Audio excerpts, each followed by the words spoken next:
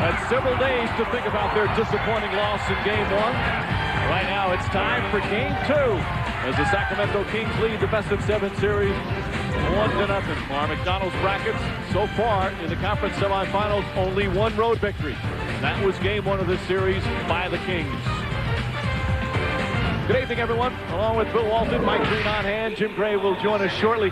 Playoff basketball is all about adjustments in series. All right, Game 1 is over with. Bill, what are the key adjustments for Game 2? Mike, Sacramento played great, but they can't be satisfied with the split. The team that wins the previous game is in complete control. Minnesota, on the other hand, they have got to get to the hoop and the free throw line. They cannot settle for the three-point shot. They took twice as many threes as they did free throw attempts. That will not get it done. So a lot of different things going on the last couple of days with the two coaches. Let's take a look at our starting lineup, sponsored by Bud Light. In our starting lineups tonight, Mike Bibby and Doug Christie, of course, in the backcourt. Christie has the foot problem we'll get to in a little bit. Peja Stojakovic, Weber, and Divac. Of course, Irvin Johnson starting at center with Garnett, Sprewell, Hassel, and Cassell. Doug Christie's foot, that has to be Minnesota's point of attack there. Chris Weber neutralized Kevin Garnett. He needs to do that. Jim Gray has more on Doug Christie's foot. Jim? Bill, thank you very much. Doug Christie has plantar fasciitis in his left foot. He did not practice the past couple of days. In fact, Rick Adelman told us before the game he didn't think he was going to play on Tuesday. He was able to play. I spoke to Pete Youngman. He's the trainer for the Kings. He said the condition has not gotten any worse for Doug Christie, but it's not gotten any better. I talked to Christie. He said he's about 65%. He's going to play until he can't play anymore. Mike? And Jim, he has played so well for this team down the stretch of the regular season and in the playoffs thus far. Depth, a major problem for Rick Adelman. Bobby Jackson not able to play. A real key for Flip Saunders is Latrell Sprewell. The only good news on Sprewell's behalf is that he can't play any worse than he did in Game 1. And this crowd is fired up. A sold-out Target Center. And the place was pretty upset as Cassell puts up the first shot of the night. The fans are very upset. Loading talk shows would talk about, oh, we're in big trouble. It's only one game, but they were very distraught by what happened in Game 1. If you have the best team, if you have the best player, you should win no matter where the games are. That's the challenge for Kevin Garnett.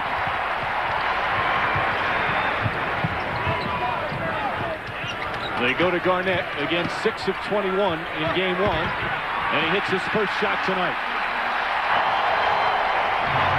Kevin Garnett did have 18 rebounds in Game 1, but it was the 6 turnovers that proved so costly for the Timberwolves.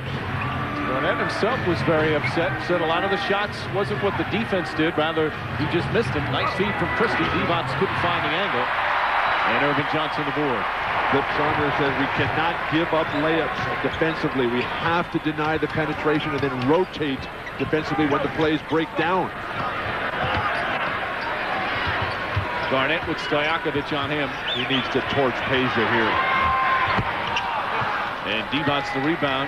Talk about positives for Sacramento. Mike Bibby's performance in Game 1, coming off what he did Game 5 against Dallas. He has been brilliant. And here's one of the first adjustments, Mike. You have Latrell Sprewell guarding Bibby, putting more size. Stojakovic misfires. Garnett with the block. Sprewell, good hard drive to the basket. Can't finish, however. And Bibby will come the other way. Surprising that Kevin Garnett couldn't stick a fork in that rebound. Johnson the rebound. Irvin Johnson having a strong opening couple of minutes here. Maybe try to attack Vlade Divac. Sacramento 0 for 5 to start from the field. Johnson.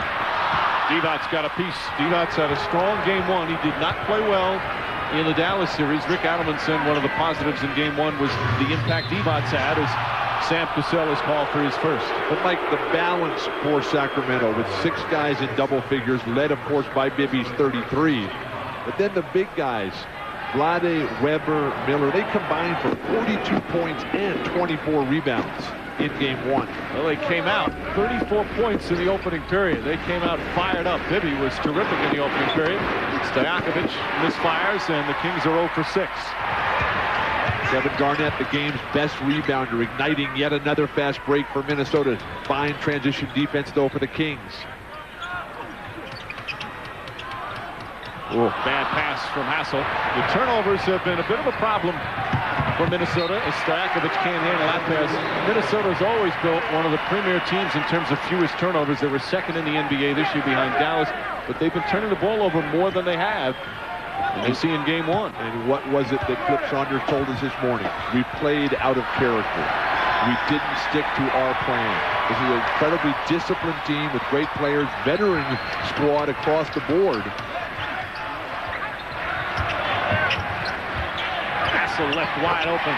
Trent Hassel had 17 points in game one. That's the most he scored in a Minnesota uniform. This is first year with the Timberwolves. Trent Hassel outplayed Peja Stojakovic, an all-NBA performer, an all-star, probably the best shooter in basketball. Peja Stojakovic. Trent Hassel just took it to a nice tease by Vlade. Well, Divac missed the first bucket.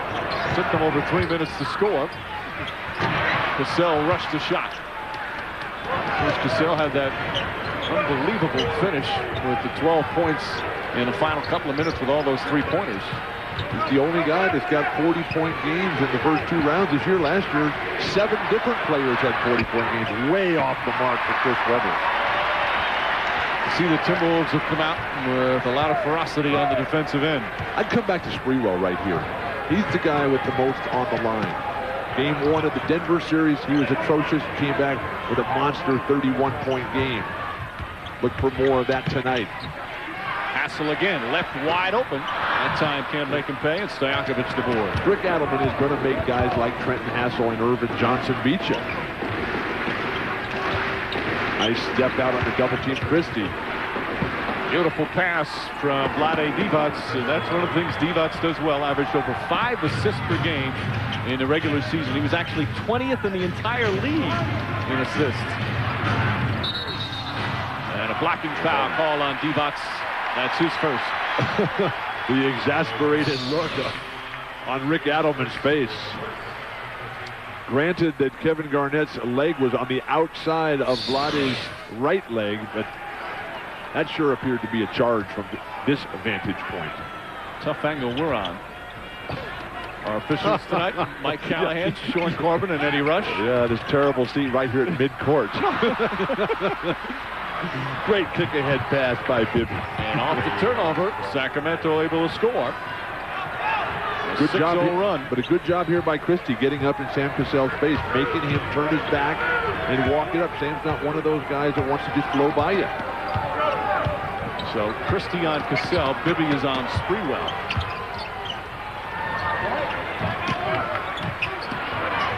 Garnett, high release. Divac does a good job keeping his hands up. Garnett thought he was fouled.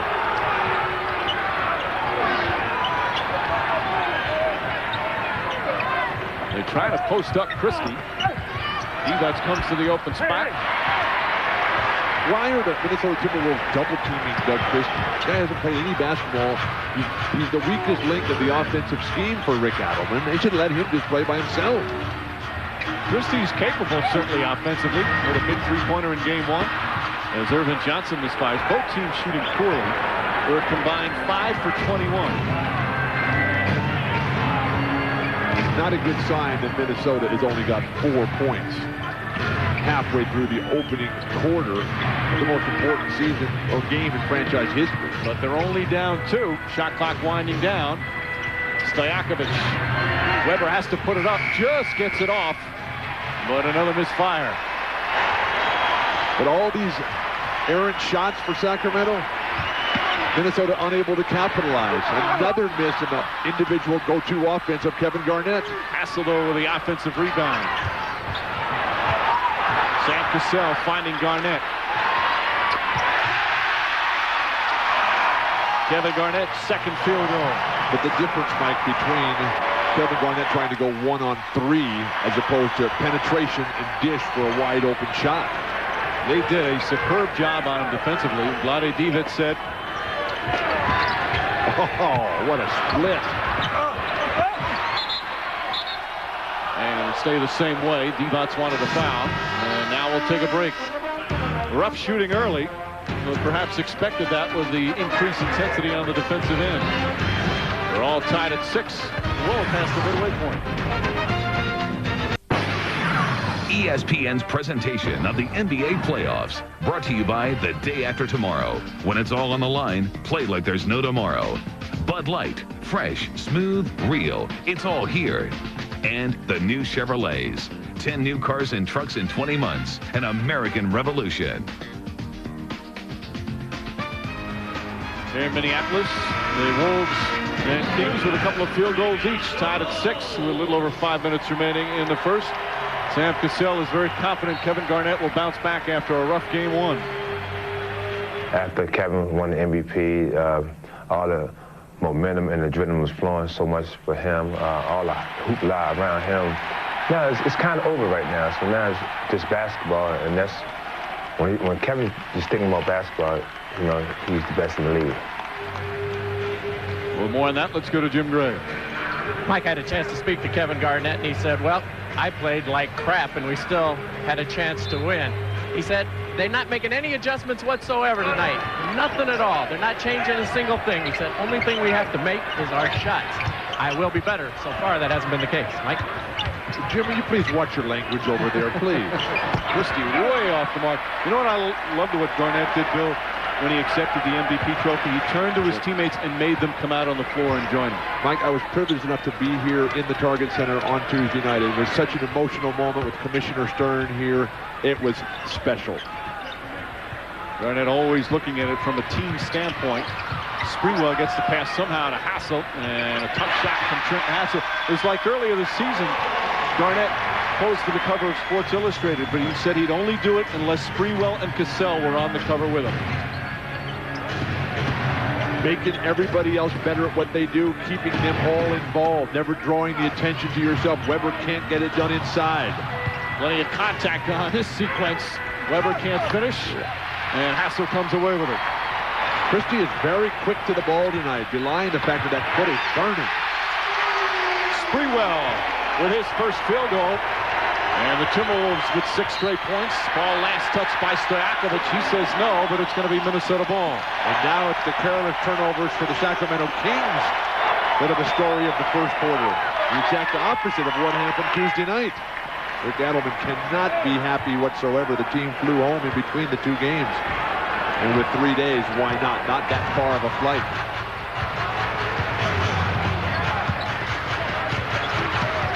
Now Bibby back on Cassell. Bibby with the steal, and then Cassell with the foul.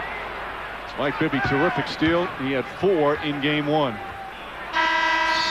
Mike Bibby, like Tony Parker, is just establishing himself as truly one of the great point guards in basketball. It was Mike Bibby's defense at the start of game 1 that really got the Sacramento Kings going. And here a nightmare for Flip Saunders early. Cassell has picked up his 2nd personal. And we'll sit down. Derek Martin is going to come in. Martin's only averaging about 6 minutes a game. Cassell playing all the major minutes. And all of those 6 minutes in the first half of every game, basically. Sam Cassell's been going wire to wire in the second half.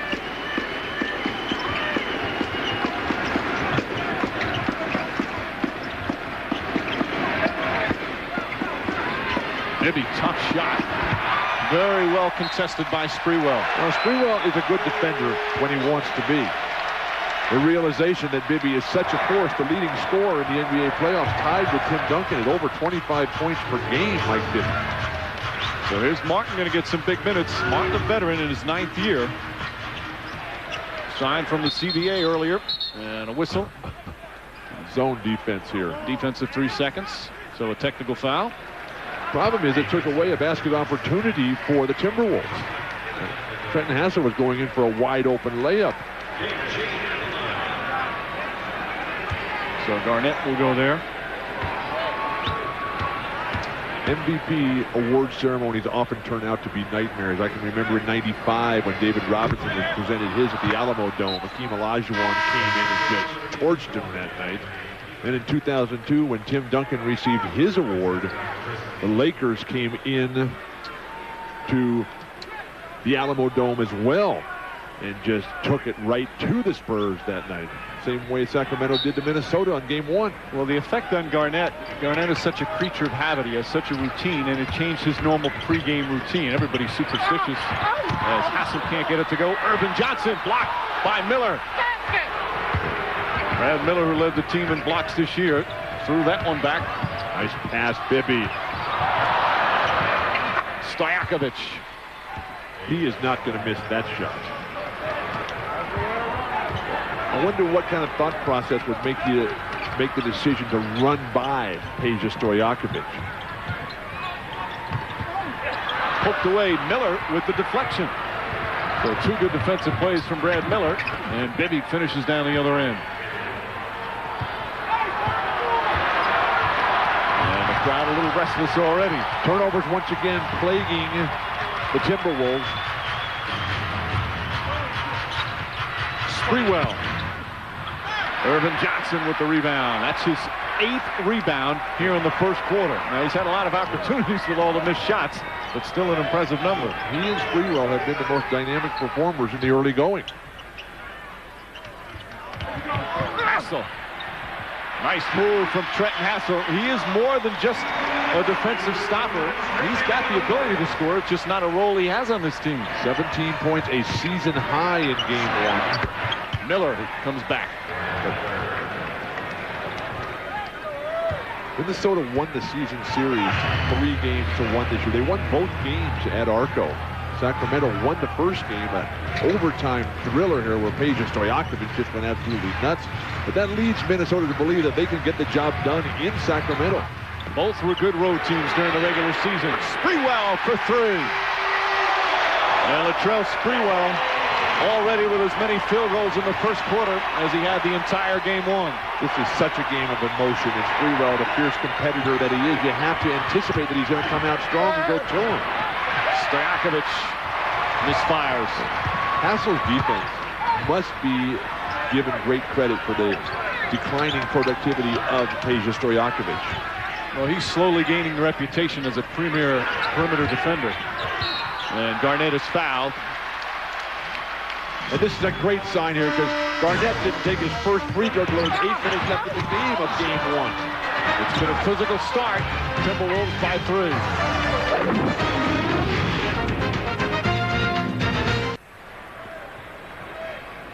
Just under a minute remaining. First quarter at the Target Center. And the Timberwolves leading by 3. Of course, coming up tomorrow night on TNT. And that's finally back home. We'll try and get a win against the Pistons. 8 p.m. Eastern. And then Monday on TNT.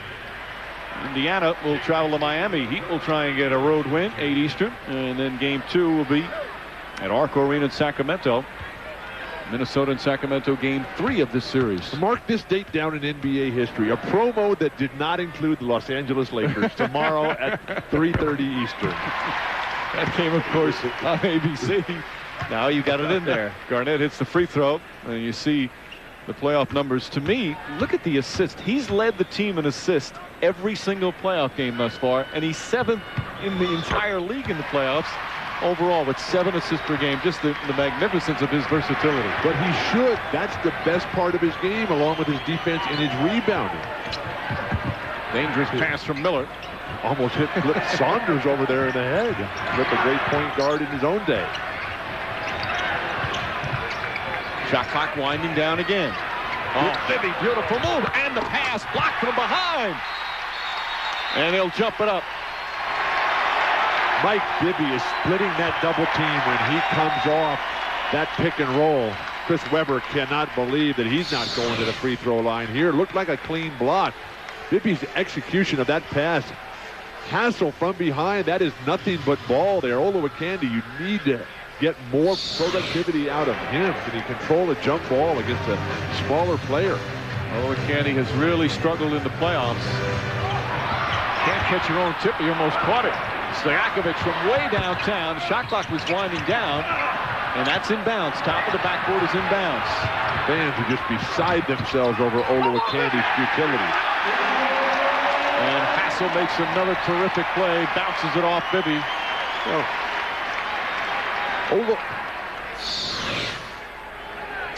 With penetration, the ball popped away, and Hassel able to just tap it right off the already standing out of bounds player, Mike Bibby. Olowokandi was the #1 draft choice in the same draft that Brad Miller went undrafted. Martin playing the big minutes here in the first quarter because that will end the first. Had to throw it up. The time winding down. And the opening period is over. In game one, Sacramento scored 34 points in the first quarter. Here in game two, only 12. And they shot 27%. Bill, no doubt, big difference in the defensive play from Minnesota. Minnesota has come out very sharp, dedicated, committed to making it happen right now. Can they sustain? Can Sacramento find any sort of offensive rhythm? You're watching the day after tomorrow's presentation of ESPN's Play Like There's No Tomorrow. Welcome back to Minneapolis as we get ready for the second quarter. The T-Wolves lead 17-12. I'm Jim Graham, now joined by Bobby Jackson. Bobby is missing his 39th game of the season tonight due to an abdominal strain, but there's good news for Kings fans and for Bobby Jackson. Next Friday night, 6 days from now, Bobby, you will return after seeing a specialist in Vancouver. What is the new prognosis, and why, after declaring yourself out for the season, will you be able to play? Oh, the guys up in Vancouver work wonders, and just going up there a week, they really, made my body feel a lot better. And, I just got to continue to do the therapy that they put me on, and hopefully I can be back within a week and a half. Do you feel as though you'll be able to fit in? Talking to me before the game, you said you didn't want to disrupt things. Of course I don't want to disrupt them to anything. We're playing so well right now, but I feel like I can come out and give this team so much energy and so much, hustle, and that's what we're lacking right now on both sides of the ball. But I don't want to disrupt the chemistry. If we're going to continue to play well, then I just keep sitting out until I get 100%. Are you the missing link, and are you willing to put that pressure on your shoulders? No, I don't want to put none of that on my shoulders, man. I think, to win championships, you got to have a whole team effort, and that's what this team is about. I mean, we got a lot of guys that can do so many things, but not one guy going to win a championship for us. It takes 12 guys on the bench. Last question, Bobby. I know that you're a tough guy, and you haven't missed games in the past, but are you sensitive to the criticism of people saying you should be playing? Not really. I care less about what people say. I got to take care of myself and make sure I'm looking out for my best interest when I step on the basketball court. Because if I don't play up to my best of my capabilities, that's when people really going to criticize me. So I'd rather not. So I'd rather sit out and be hurt and then go out there and play injured. Bobby, thank you. We look forward to seeing you next Friday night. That's great news. Thanks, man. All right, back to you, Mike. Jim, thank you. Sprewell rattles it in. Sprewell with 7 points already, 3 for 5 from the field. Sprewell did the same thing, Bill, in the Denver series. Had a very rough game one, but bounced back with a superb game two. So far, so good for game two in this series one. I'd like to follow up on Jim's conversation with Bobby Jackson. Any insinuation that this guy is not hurt is just ludicrous. He's one of the fiercest competitors in the game today. When Bobby Jackson says he's hurt and he can't play. Lay off the guy. Last year he won the six-man award. Hit so many big shots with him in the postseason, and is such a terrific, tough defender. Christie, speaking of terrific defenders, right on cue. And Hassel makes the initial play, but good hustle from Brad Miller. And Miller's starting to play well. Bill, he was banged up during the course of the season. He had the ankle injury, he had the elbow injury, his shoulder was hurting him as well. But during the Dallas series, he said it's the best he's felt since earlier in the season as Peeler picks up a foul. And Miller's such an important part of this team. In game one, Brad Miller off the bench. 13 points, 10 boards, and 5 assists. This guy can play ball. One reminder, join ABC Sports tomorrow afternoon when the Lakers host the Spurs. Of course, San Antonio winning the first 2 games. Our coverage starts with NBA hang time at 3 Eastern, then on ABC, home of the NBA Finals, Game 3 of that series. 2 minutes gone by here in the second. Timberwolves by 3. Fred Hoiberg fresh in the game, fresh on the scoreboard. Fred Hoiberg, the 4th best three-point shooter in the entire NBA, did not have a good game one. But he's played extra minutes with the injury to Wally Szczerbiak. And comes through there. He's getting 28 minutes a game since Wally went down there, so that's very good for Fred. Tough matchup for Hoiberg down the other end. The defensive 3 seconds, so a technical foul. Of course, free throw shooting was huge in game one, Bill, because of the disparity, 35 free throws to 12 in favor of Sacramento. Now, a lot of them came late in the game when they were fouling on purpose, but still it was a huge discrepancy. The style, and that's one of the real criticisms of this Minnesota team. They don't attack the rim. They don't have a post-up guy. Kevin Garnett is trying to do that, but he's a guy, Garnett, who does not shoot volume free throws.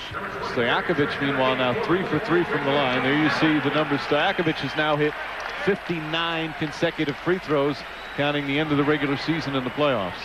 Now, will that streak count? No. It's only regular season free throws. Correct. Thank you. Of course, that's Michael Williams, who has 97. Playing for this franchise as well as Vancouver, Michael Williams. Shot clock winding down. And Hoiberg the rebound. Now, how many times have I said that already? Shot clock winding down. It shows you the defense Minnesota's playing. Gary Trent's in the game early. Nice pass, Hoiberg. Mike, this is the second lowest scoring playoff in the history of the NBA since the inception of the shot clock. Olowokandi scores. First time in 4 games. Mark this date down in NBA history. Any type of offensive lift he can give them would be enormous, as he has really struggled. And Stojakovic, a foul call before the travel. Flip Saunders wanted travel, but he got bumped. Duke Callahan's going to step in and overrule the travel violation. We'll have a timeout. Just over 3 minutes gone by in the second. A heated start. Minnesota's impressive early.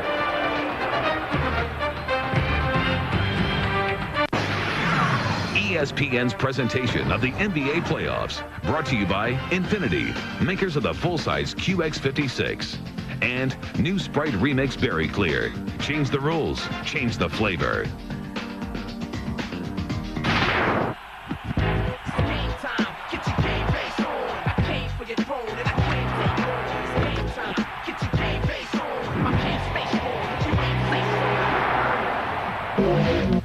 As Bill Walton mentioned earlier, a game that he's looking forward to, Spurs-Lakers Game 3, a must-win for LA as they return home and play in the white unis on Sunday. The whole party starts with NBA hang time at 3. Let's go back to Mike. Kevin, thank you. As they've been enjoying so far the way the Timberwolves playing here at the Target Center, a 7-point lead, just over 3 minutes gone by. What do you think is the biggest key? Is it the Minnesota defense, Bill? I think it's their offense. I think it's Sprewell attacking. I think it's some opportunity plays. I think it's Hoiberg knocking down some shots. Trent Hassel was getting it done. And I think that Sacramento is a little bit relaxed in terms of they've got the one game here. And that's exactly what Rick Adelman did not want the attitude to be for the Kings. Yeah, he said, don't think that you've accomplished anything. You still need to win 4 games. It was one of his concerns, and it's easy to do sometimes for a lot of teams. The goal for the road team is to split the first 2. Minnesota, best road team in the NBA, tied with Indiana this year. Olowokandi misses everything. Just off the mark. I think, Bill, would you agree that this series you're going to see a number of road wins in this series? Without question. I think the big concern for Sacramento has to be health and the fact that they're going to start playing every other day, starting with Monday night's game. Nice shot from Christie. Christie trying to take advantage of Cassell guarding him. And if Christie's foot doesn't stay healthy enough that he can play, it's going to be a nightmare for Rick Adelman, because Christie plays backup point, he plays backup 3, and he starts and plays huge minutes at the off-guard position. Offense starting to fall apart. How long is Kevin Garnett going to be sitting on the bench over there? As soon as you said it's their offense, but without Garnett, it makes a difference. Back-to-back air balls. Sprewell, it's right up on Stojakovic. Nice defensive play. Sprewell admits he's not as quick as he used to be, but he can still be a very tough defender, using his experience, using the angles. He's always been a good defensive player. Peja goes to the bench, but that play where he tried to make that drive there and create his own shot, that's not really Peja's game. He can do it to some extent, but he is so much better. And with the passing and screening big men that they have, he should never have to take a shot like that. Coming off screens in transition, those spot-up threes, he's only 2 for 8. Not shooting with confidence. Peeler misses. Trent tries to save it. Trent was flying into the crowd. And we just hope that some of the people at courtside are okay. He went in very hard. There's a lot of people down over there. Gary Trent has not been playing much. He's obviously trying to get the attention of Flip Saunders. There's a couple of women who he went flying into. Whoa. And the one... That's dangerous as can be. Yep. Good catch from the man right behind to help that woman who fell down. She turned and said, "I'm okay." I was taught to never dive for the ball. That if you were so far out of the play that you had to dive for it, just let it go and get it back the next time. Who taught you that? The guy by the name of John Wooden, who was the coach at UCLA. No argument here. We're still trying to fix up some of the wet areas, some of the beverages. Speaking of Coach Wooden was almost going to be the coach here at University of Minnesota. It was a snowstorm that kept the communication lines from being open, and Coach Wooden then took the job at UCLA when Minnesota was his first choice.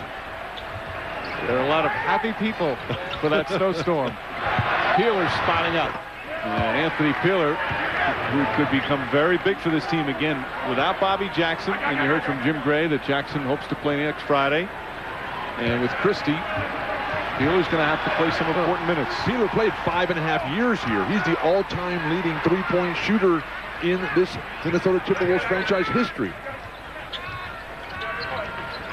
A good experienced player who can certainly help. Trent, nice move from Trent. Blocked.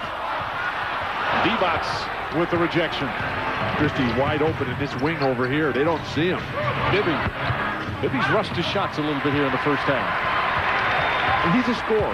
He's not really a setup guy.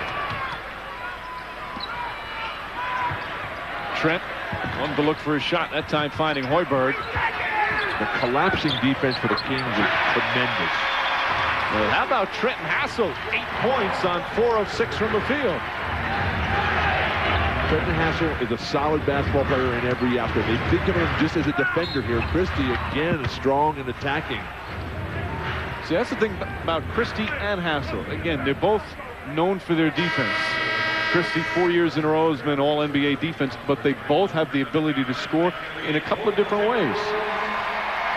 Trenton Hassel is shooting 58% from the floor, 4th in the NBA in playoffs. And here's a guy who never turns the ball over. In the entire regular season this year, Trent Hassel out of Clarksdale, Tennessee, just 46 turnovers all season long. He was a big scorer in college. Went to school at Austin Peay. His hometown. The same town, Clarksdale, Illinois. Tennessee, excuse me, that gave us Wilma Rudolph, the legendary track athlete and wonderful American.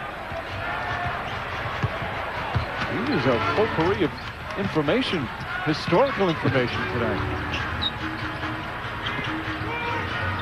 3 games off between days. Cassell foul. Weber hit him. Just past the midway point of the second. Timberwolves by 3. Timberwolves lead by 3. Just past the midway point of the second. Kevin Garnett, of course, in game 1, shot poorly 6 of 21. And despite the efforts of the Sacramento defense, off to a good start in game 2. And he is the subject of our Sprite Mad skills. Sacramento Kings often get criticized for not playing any defense, but they have the ability to lock it down. Rick Adelman very proud of the fact that the Kings are 5-1 in this year's playoff, and the way they collapse on Kevin Garnett, everybody coming. Kevin, a noted passer, not giving it up much tonight in the deep box, setting the screen, but they just keep rotating guys, running them at him, underneath him. Yes, he gets to the free throw line, and those are our Sprite Mad skills, the defensive capabilities of the Sacramento Kings. So Garnett also with 4 rebounds in the early going as Cassell misses the first free throw. We spoke with Cassell this morning, and he's very proud of finally making an all-star team, all NBA second team this year. But he said that if it was the players who were voting for the all-star game, he would have made 3 of 4. He's always heard good compliments from his peers. He said his favorite was years ago Charles Oakley. After a game, took him to the side and said, "You're just such a clever player." He had never heard that word used to describe him, and said that you're the guy that makes others better, and I like the way you play, and that meant a lot to Sam Cassell. Well, Mike, unlike you, Sam Cassell did not grow up with the silver spoon in his mouth. From Baltimore, Sam Cassell, Dunbar High School, took the B train and the 13 bus every day to school.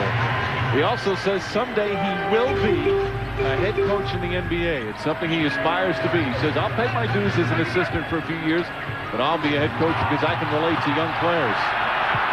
Nice move from Brad Miller. I'm going to go out on a limb and say that Sam will not hire George Karl as his assistant coach. And why would you start that? Starting trouble. Although Cassell did learn a lot, and he credits George Karl for really teaching him. He really blossomed in Milwaukee. Nice zone defense, though. The attack by Minnesota. I like Sacramento playing some zone. Make these guys think. Gary Trent, by the way, only played limited minutes in the playoffs thus far. We're getting some action here in the first half. Weber trying to find some room. Poked away by Hoiberg. And knocked away a second time. Good interior defense. Trent has done a fine job here for Flip Saunders. Seldom used these days. Hoiberg for three.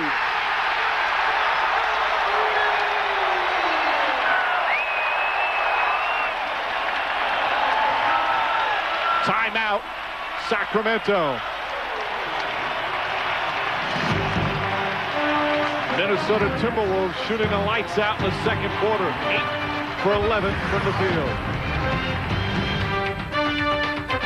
Playoffs on ESPN. We are moments away from the Toyota halftime show. You do not want to miss what Gary Payton has to say. He sounds off on the media and all his critics out there saying that Tony Parker has dominated him in the Lakers-Spurs series. Meanwhile, I have a highlight of game one of our double-dipping. Guys, your thoughts on this game so far? Well, very intense. Both teams a little lackadaisical offensively, but you see it starting to pick up as the game goes on. Yeah, absolutely, but it's a nip-and-tuck battle. Nothing is very similar to what occurred in Game 1. We'll see if Minnesota pulls it out today. We'll see you in moments. You don't want to miss GP. Mike? Guys, thank you. Fred Hoiberg doing some good things at both ends of the floor. He's got a couple of deflections and then knocked down the jumper. And the largest lead of the first half for the Timberwolves. And Hoiberg delivering with his game instead of his mouth. Nice to see. Got an opportunity here. Christie's down in the backcourt. Minnesota capitalized. Nice pass, Cassell. Hassel, Garnett. Good defense from Brad Miller to make Garnett adjust.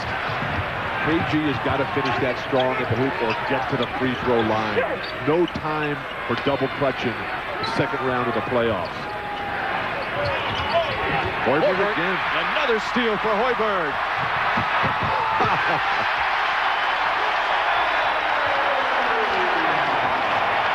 Fred Hoiberg and the bench getting it done. 8 points for Hoiberg. Weber misfires. Weber 1 for 9. Settling for the perimeter jumper. He was dynamic with his jump hook deep in game 1. Hoiberg free.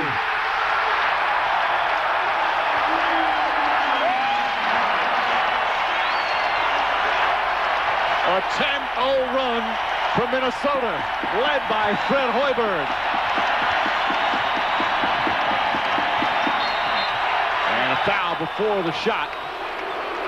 As Weber got hit with Fred Hoiberg sparking his team.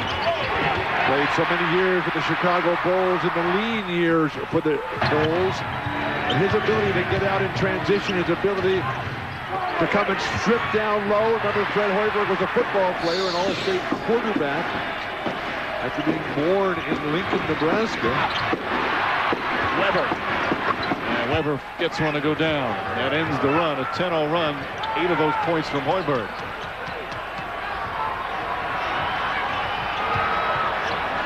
A different Minnesota team than we saw from game 1. Well, this is the team that finished the season so strongly. I mean, they just routed everybody down the stretch.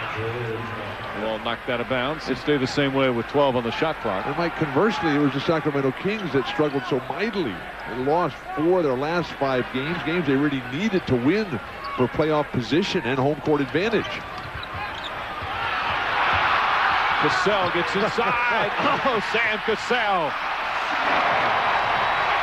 The 2-time world champion, Sam Cassell, showing his experience and leadership, gets called for a foul, his 3rd. So Cassell very upset. He's got to be careful as he yells at Eddie F. Rush. He felt he was fouled down the other end. And then as they came back, the two of them were bouncing around. And now we got Latrell Sprewell being the voice of reason. Technical foul. And Flip Saunders is upset. Well, he should be upset. Losing his mind. That was a good 45 seconds after the whistle was already blown. The team has all the momentum, so Cassell picks up the technical. First, Stojakovic will shoot a one-shot technical, and then 2 free throws because Minnesota's in the penalty. But again, Cassell with 3 personal fouls. That's 60 straight now for Stojakovic at the free throw line. It's a tough call, but you're rolling. You got to let it go. That's one I don't know about, Bill. They're kind of just both jockeying for position there. They've been kind of pushing each other, shoving each other the whole way down. As Christie hits the first of the 2 personal fouls. But free throws. Why are you trying to deny Doug Christie possession of the ball 18 feet from the basket? Well, you don't. He can post him up. You don't want him to get the ball. I'd rather have Doug Christie have it than any other member of the Sacramento Kings on the court right now, if you're defending the Kings. An 11-point lead for Minnesota. With coming up on a 2-minute mark. Again, zone defense. We're seeing a lot of that from Sacramento tonight. Garnett blocked for the foul. And Weber commits his second. Garnett will go to the line. But the way that Sacramento is running at Kevin Garnett, he's taken so much time to get into his play. I mean, if you don't have it immediately, kick it, get onto a dribble handoff situation. Well, Rick Adelman telling us before the game that they've varied up the way they go at him. Sometimes they go at him right away with a second defender as soon as he touches. Sometimes they wait for him to put the ball on the floor. Sometimes they wait for him to take it into the paint. So they've done a good job of making Garnett not sure exactly how the double team's coming. And they have 3 big guys who can all think the game. Miller, Weber, Vlade Divac. And one of the problems that Kevin Garnett has is that when you come with guys like Oliver Candy and Irvin Johnson and Mark Madsen, guys who aren't going to be able to deliver once you give it up to them, makes it extremely difficult, and thus the reluctance of Kevin Garnett to give it up early. 10 points for Garnett. Minnesota by 13. Bibby's been very quiet. Stojakovic. Gary Trent everywhere. How come he hasn't played in the last 2 games? Hoiberg for 3. 2-on-1 the other way. Oh. And Sprewell with a good hard foul, and Bibby will shoot a couple. That is a foul. But interesting about Gary Trent, who hasn't even got into the game, is Sprewell is going to take a real hard foul here. That's just the whole side of your body right up against Mike Bibby. But that's a good hard foul as opposed to some of the flagrants that you see. There's no question that's not a flagrant. It's not a flagrant in that he's not going to get hurt on it. That type of play. You go body to body like that. But he wasn't making a play on the ball. That has nothing to do with a flagrant call. The key is unnecessary, and he just went up to make sure that he couldn't get off a quality shot. Free throw shooting. Sacramento, it's helping them stay in the game. They're 10 for 10. They took 35 free throws to Minnesota's 12 in game 1. Hoiberg calling for the ball. From the MVP. Hoiberg fires it up. Almost went in. Trent with the offensive rebound. Reset now. You got a full shot clock. Garnett. Or pull the trigger early. Final minute. Boy, it's been an impressive first half for the Timberwolves. And Weber able to get inside. While Bibby's shooting has not been sharp tonight, his penetration and dish has been tremendous to the big guys. Miller, that time Weber. 4 assists for Bibby in the first half.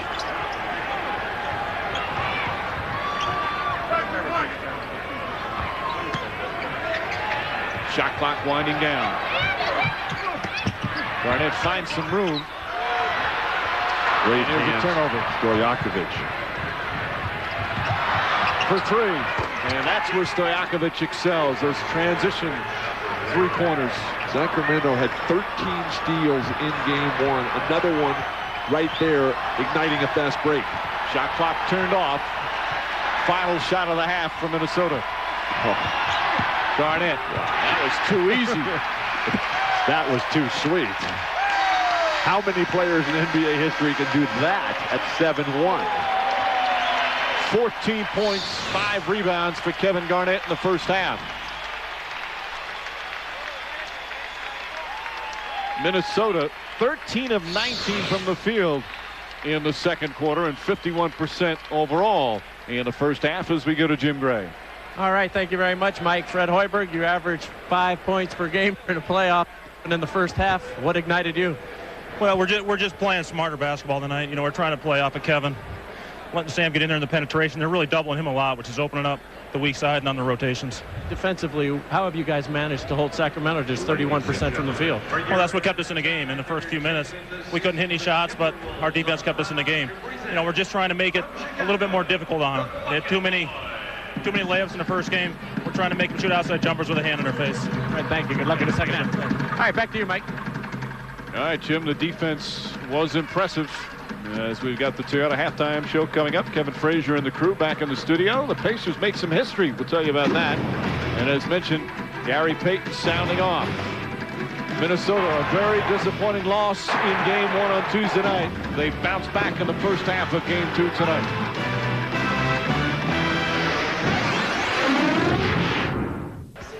Halftime in Minnesota, and the Timberwolves down 0-1 in this best-of-7 series with a 10-point lead. After the first 2 quarters, our Nike halftime stats. Some good ones from Minnesota. Certainly shooting the basketball, especially in the second quarter, but overall 51%, Bill. And the efficiency at the three-point line. They took 25 three-point shots in Game 1. They've only taken 6 here, making 4. They're not getting to the free throw line enough, but the disparity is not so great as it was in Game 1, and Minnesota controlling the boards there with a +4.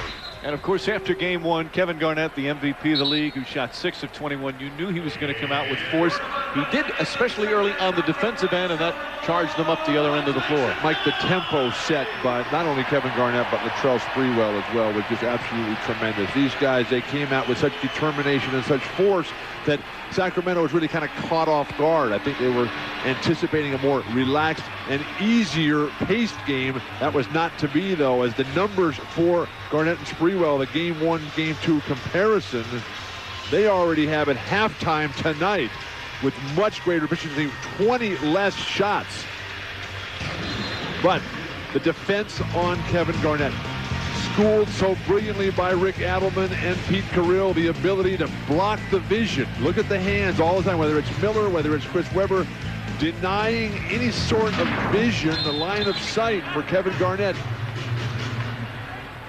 And as they bring the ball up the floor, already a quick foul call on Trenton Hassel. That'll be his first. Phil Flip Saunders working up at the scoreboard. Has done quite a job here in Minnesota, but of course it was always talked about. They never made it out of the first round of the playoffs, 7 straight years, but they were always the underdog, even last year when they had the better seed. They made it out of the first round, beating Denver in 5 games, but they're in a battle here in this conference semis as Bibby calls a timeout. Do you want to call a timeout? It's going to be a 20. So now they're going to call a full timeout. So a full timeout. Yes, it gets you a possession, but it loses you a timeout that you may need later on in the game. So they'll talk it over again. Still opening minute of the third. ESPN's presentation of the NBA playoffs, brought to you by Coors Light. Unleash the Rocky Mountain cold taste of Coors Light. GMC, we are professional grade. And Nike basketball.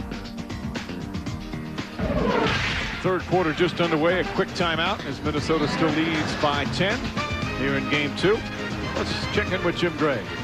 All right, Mike, thank you very much. I spoke to Doug Christie at halftime. He said his left foot is bothering him quite a bit. Plantar fasciitis, he said. It is really hurting him on his lateral movement. Spoke to Pete Youngman, the trainer. He said he will continue, that he's a tough guy.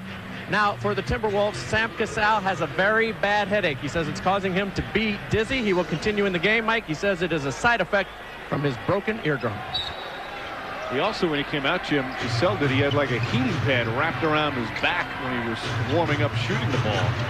It was almost as if Sam walked out of the team meeting because he was out here with 7 minutes to go on the clock. All by himself. He always needs somebody to talk to. Divac able to put it in. So Vlade Divac with his second field goal. Penetration and dish. The defense on Bibby has been superb for Flip Saunders. They're alternating Sprewell, Hassel, and Derek Martin on him because of the foul trouble for Sam Cassell. Garnett draws the foul and one. Now that's an MVP play. First time you touch it, give a little pump and get right to the hoop for the three-point play.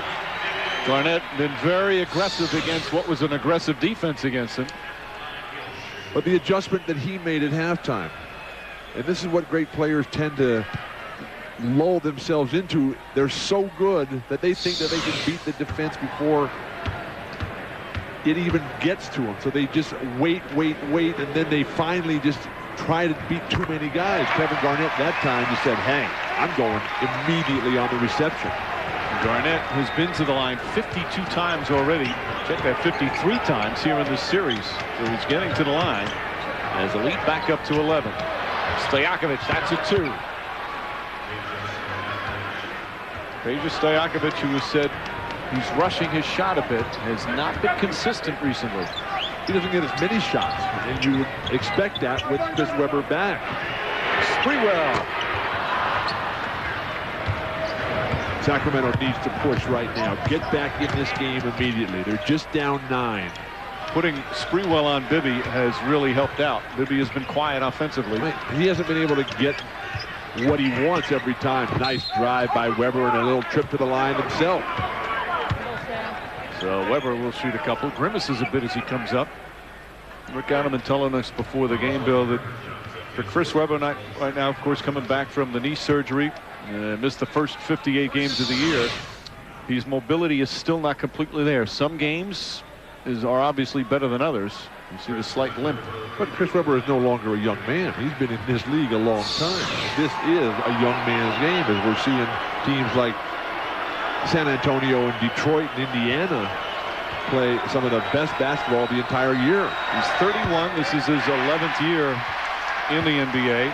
And for players, as you get to certain, you have to make adjustments in your game and realize, okay, I don't have that athleticism, the dominance I once used to have, and you make the adjustments. Garnett hasn't had to make that adjustment yet. No. This is his 9th year for KG, and he just seems to be getting stronger by the minute. Of course, Garnett, 28 years old this month. And Garnett never suffered a serious injury in the course of his career, as Webber has. Nice screen by Irvin Johnson. A wide open shot for Cassell. Johnson tried to save it, but he goes out of bounds. Sam Cassell, who had 40 points in game 1, just 2 of 5 so far tonight. But what did he tell us this morning? He said, I'd gladly trade those 40 for the victory, which we were unable to get. They seem on their way in the early going of the third. Sacramento, despite being badly outshot, right there in the game. Only down by 8. Webber blocked by Garnett from behind, and it's still going to be Sacramento ball with 5 on the 24. When Chris Webber drives like that, Vladdy's got to get out of his way, give him some space.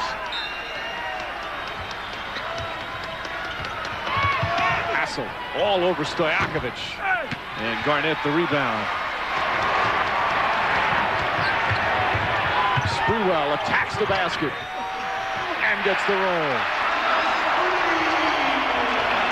9 points for Sprewell. Charles Sprewell, a 19-point career playoff scorer in this league. Nice kick-ahead pass by Cassell. Sacramento just not ready for that quick break off the make. Almost a fast break opportunity. And Garnett now with 19. Crowd has been a little anxious tonight. Well, they know they have to win this game. And Christie able to put it in. Sacramento shooting the ball much better here in the third quarter. If the Timberwolves lose this game tonight, they'll become the 15th team in NBA history to ever lose the first 2 games of a 7-game series at home. Hassel, nice backdoor, and Garnett with a pretty pass. Third assist for Garnett. That's where he's at his best. The free throw line, turning with the inside pivot, looking for cutters. If it's not there, execute his own play, and then the whole team's in perfect balance. That's an offensive foul on Christie. Well, he throws up the air ball. Cassell battled him well. Sam's grimacing when he's running as well. Nice pass. Hassel can't finish, and Divac throws it ahead. Stojakovic all by himself. Sprewell went for the steal, wound up prone at half court. The referee should just stop the game right here and wipe up that spot. It's very, very dangerous to be sprinting up and down this court with a huge slick on it. Stojakovic with the steal. Christie. Blocked by Garnett. His fourth block of the game. Good help defense, and what looked like was going to be an easy two for Sacramento.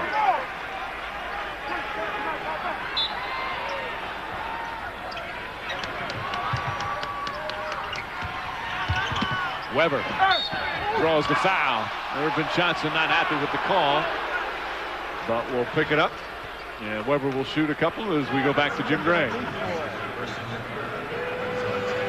Mike, I talked to Chris Weber before the game, and he told me he is able to get that first step, going to the basket, his quickness, he feels his back. He said he still is disappointed that he doesn't have the lift. He can't take off and get to the basket. He says that's what's causing him so much of the problems. He says he wishes he was the Chris Weber of old, and he's just hopeful that time, the passage of time, the more he's out there, the more he plays, that he'll be able to get it, but he recognizes that he's having significant trouble with it. Mike? You know, despite the fact that he's not 100%, he's still putting up good numbers. He's already had a triple-double in the playoffs thus far. Like, time waits for no one, and now the fact that they're going to be playing every other day is going to work against Chris Weber. The 3 days off really helped him after having a strong game in game one. Time waits for no one. That'd be a good title for a song, Bill, don't you think? Poked away by Weber. Good defensive play. 3-on-2 now for Sacramento. Christie. Weber again. Weber making plays, and Stojakovic knocks it down. It's a 4-point game. 6 straight points by the Kings. They trail by as many as 14. And now Flip Saunders wants timeout. This is what the MVP is all about. This is where Kevin Garnett has to reestablish order, momentum, and control for the Timberwolves. Meanwhile, Chris Weber, again, he's not 100%, but he's got 11 points, 6 rebounds, and just made a big steal.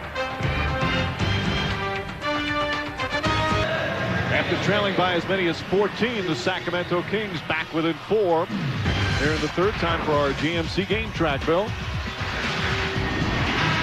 Due in large part the lead early on, the brilliance of Fred Hoiberg off the bench playing a lot because of the early foul trouble of Sam Cassell, who had 3.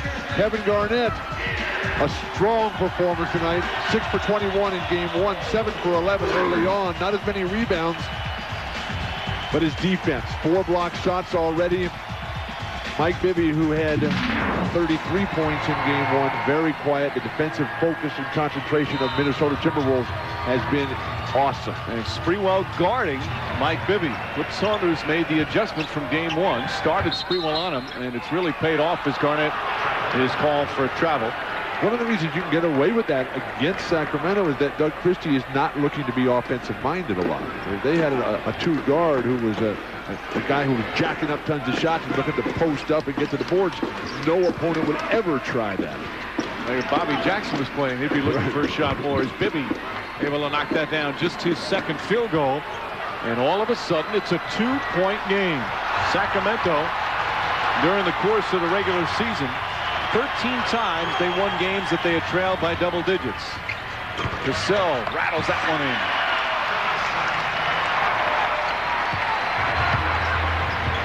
Sacramento Kings are a very experienced team, and they're a good road team. This year, 21-20. They've won 20-plus road games the last 4 years. As Weber banks it in, and they've played in a lot of big road playoff games the last several years, so they have poise on the road. And Mike, they're the second-best home team in the NBA after Dallas. They are in prime position right now. Divac's called for a reach-in. Second foul on Divac. So Divac picks up number 2, second team foul. What did Adelman say? All we want is a chance to be there at the end. But moments ago, it was Mike Bibby coming off the double screen. First, off the ball screen, and then the handoff screen by Chris Webber. Beautifully executed. Sprewell does not get the roll, and a small foul on Divac for pushing off Sprewell. And Vlade cannot believe it. 3 fouls on Divac, third team foul. Vlade, who had apparently retired during the Dallas series, not any sort of matchup that would allow him to even be on the court, but right now he's playing a key role. I'm not sure how that's a foul on Vlade. He's just pushed off with the right arm. He's protecting himself from getting slapped and poked in the face. I think retired, by the way, was a little harsh, Bill. Irvin Johnson calling for the ball. Cassell has been quiet. Sprewell. And Garnett lost the rebound to Stojakovic. Stojakovic playing very aggressively. One of the real problems for Minnesota. Oh, over the top. That could have been a violation of already in the cylinder. Either way, Webber couldn't get it to go down. Christie's doing a fine job defensively here. But they're just packing it in Sacramento, daring the Timberwolves to throw some up from outside. Kick ball, so they'll reset the shot clock to 14. One of the real liabilities, though, for Minnesota, Miami has this same problem, is that they put guys on the court who don't want to handle the ball in the offensive end. And so it makes it real easy for the defense, in this case Sacramento, to just back off that guy. You're playing 4 against 5. How are you going to win in that scenario? Cassell kicks it out. A lot of contact. Garnett knocks it down. The officials tonight, and again, Eddie F. Rush, Sean Corbin, and Mike Allen, they've let them play. It's been a pretty physical game. But you don't have players, Mike, who are going to try to take advantage of the rules or the refs. And they'll keep it the same way. Bibby off the mark, but it's Sacramento ball with the new 24. Question for you. Larry Bird Celtics or Bill Russell's? Which team was best? Log on to NBA.com and cast your votes in the first round matchup of the all-time finals challenge only on NBA.com. Some of your former teammates, Bill. Jerry Sichting on the left, won title with the Celtics in '86. Kevin McHale, second greatest low post player I ever played against after Kareem. Sichting, by the way, an assistant coach under Flip Saunders. And first Kevin McHale, the boss. So, Larry's or Bill's? What's your vote? Well, I think it's going to be tough for Russell. I mean, he's 69 years old now. Sprewell kicks it out to Hassel. And Webber, good boxing out. Oh, no, they say last touch by Garnett. Webber let it go because he thought Garnett touched it last.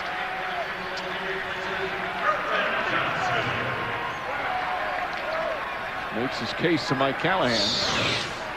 The long jumper, Chris Webber touches it initially and then lets it go. And that's a good call by Duke Callahan right on top of it.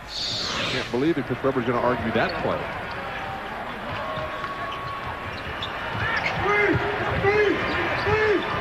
They're just backing off, saying, go ahead, jack something up from behind the arc. Sprewell, good hard drive from Latrell Sprewell. He's got 11 points. Nice turnaround in game 2 for Sprewell. Only had 5 in game 1. Oh, what a play by Webber. And the finish and the foul. Olo Candy was just tricked out of his shoes. He had no idea where this play was coming from. And this is what happens when you don't grow up playing and loving the game of basketball or competition. Webber starting to put up some pretty big numbers. He's got 9 points here in this third quarter. 15 for the game. You know who was great at plays like that was Pete Maravich. Remember when Pete would come at you on the break and fake the behind-the-back pass and then come right back and tease you with the finger roll? I think this is the first time anyone's ever compared Chris Webber to Pete Maravich. No. Really? 1-point game. And that goes over the backboard. Faking a pass to set up your own offensive move. You got a dribble handoff fake. I don't even think he had to fake. And there he is, Pistol Chris with the move. Just over 3.5 minutes remaining in the third. The Sacramento Kings slowly clawing their way back into this with the confidence of Mike Bibby. And a loose ball foul is going to go against Sacramento. Doug Christie comes right over to Sean Corbett and says, don't let him do that anymore. Christie acknowledging the fact that he shoved back, but apparently Christie feeling that he was the victim of the initial contact. Instead, he picks up his first foul. Fred Hoiberg back in the game, as Bill mentioned earlier. Hoiberg with the big first half, 11 points. They're double teaming Sam Cassell, forcing him to give it up. Cassell, a contested shot. He's mad. He thought he got hit. And he has to be very careful. He has a technical already. Right, and a second one is automatic ejection. Deflected out. Still Kings ball. Both teams playing some tough defense here in the third. But Sacramento doing a better job of trapping and double teaming point guards coming off pick and rolls than the Timberwolves are. Miller. Whoa, now that is a rebound. Anytime you can force the miss and then get the rebound too, you're talking about Akeem Olajuwon level. Sam Cassell, when asked, as he's fouled by Bibby, when asked by Jim Gray earlier today, who's the best player he ever played with, he still says Olajuwon, but Garnett is right there behind him and catching up. Of course, they played together. Cassell first couple of years with the Houston Rockets, where he won a couple of titles. His first 3 years with the Rockets, he got 2 rings. They asked Robert Horry the same question earlier this week. Of course, Horry played with Akeem, Shaq, and now Tim Duncan. Robert Horry's answer was Akeem Olajuwon.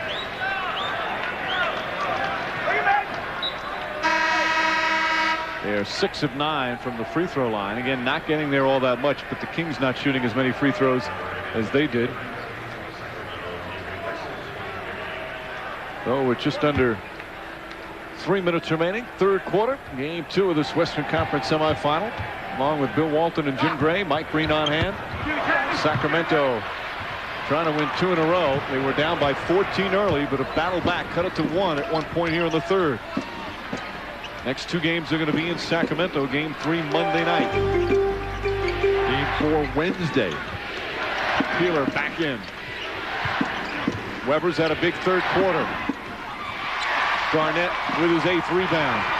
Olowokandi, his spacing is just so poor coming up the court. I don't know if he knows how to play basketball at this level.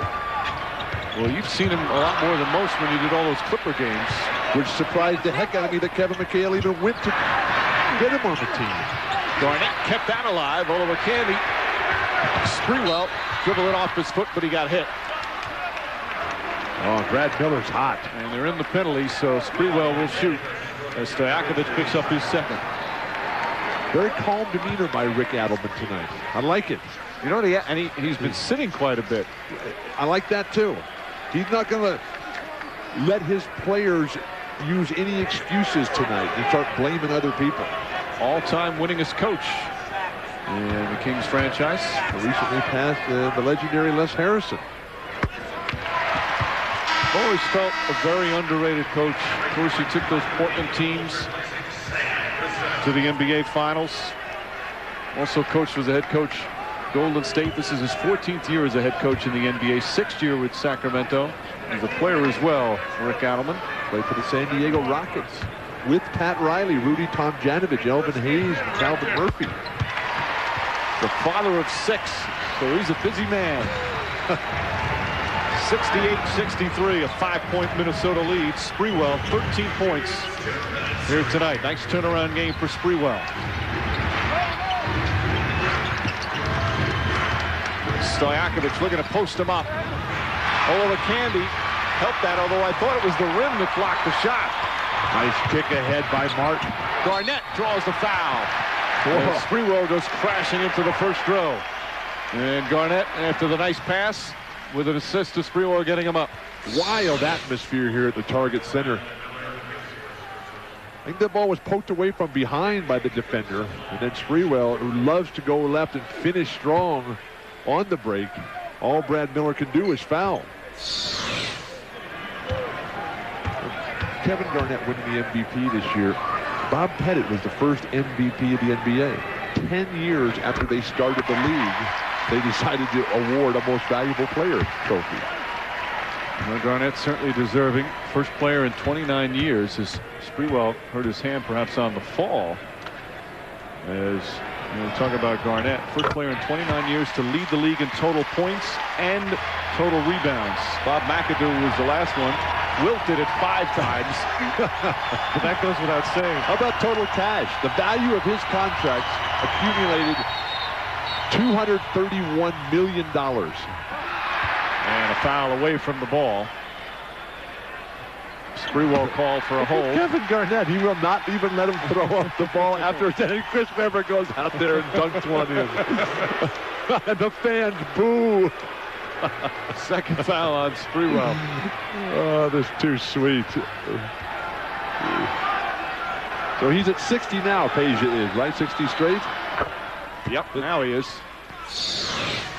On the dead ball here, the shot thrown up there by Brad Miller, Garnett is not going to let it go in. So the whistle's already been blown. But then Christie throws one up, and Garnett sent that one back. And then Webber went over and grabbed the ball, went up and threw one down.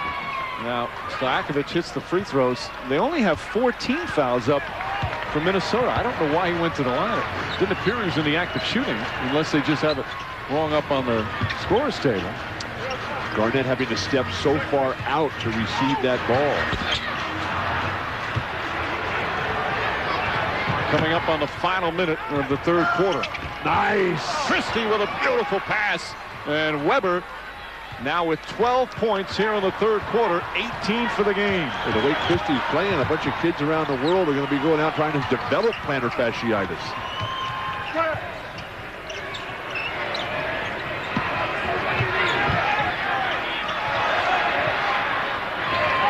Shot clock winding down. Derek Martin puts it in, a three-pointer. Martin able to knock it down. 2 for 1 time if Sacramento wants it. Rick Adelman is letting the guys find their way, a veteran team. Stojakovic answers back with his own three. And Peja Stojakovic, 22 points. He's come alive and has been struggling with his shot. The quickest and prettiest release in the game now that Ray Allen is slumped a little bit out in Seattle.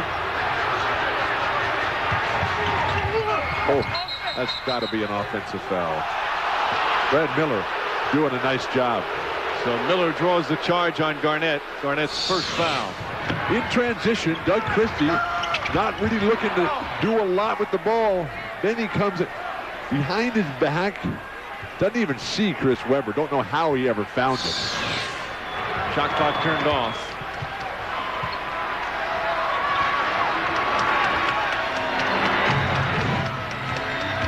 Miller against Oliver Candy. Tough shot blocked by Oliver Candy. Garnett's got time to get one off. That'll count if it goes. Oh, on target, just short. And that block shot shows you why they drafted Michael Oliver Candy overall #1 in the NBA. Oliver Candy's actually made some plays tonight. I must have missed them. Minnesota still holding on to the lead. They led by as many as 14, but Sacramento in the third quarter cut it to within 1. As we head to the fourth, it's a 3-point game. You're watching the day after tomorrow's presentation of ESPN's Play Like There's No Tomorrow. Here at the Target Center, the great George Mikan. As you walk into the building, first couple of pretty impressive big men playing this evening, and both playing well, Bill Walton. Kevin Garnett has a slight statistical edge, but Chris Webber has done his job. You're not expecting Chris Webber to outplay Kevin Garnett. He just has to keep it somewhat close and let the other guys, let Miller, Bibby, Peeler, Stojakovic get it done. Chris Webber, outstanding in both games here in Minneapolis. Let's head over to Jim Gray. Mike, Rick Adelman just told his guys to start the fourth quarter. This is what we talk about all the time in practice. We talked about it before the game. Give ourselves the chance to win in the fourth. He said, guys, here's our chance. We can get out of here with another one. Make the extra pass, but don't force a pass. Mike? All right, Jim, and we said this earlier, the crowd is very anxious. They can sense that This is a dangerous game once again. And that one off the mark as Miller clears the board. Minnesota has never won a 7-game series where they didn't win the first game. Miller. And again, it's a 1-point game. Brad Miller, 5 of 8 from the field. He's got 10 points off the bench. And they're the ones who are playing with poise and confidence. The shrinkage, the reluctance, the hesitation of Minnesota coming to the fore.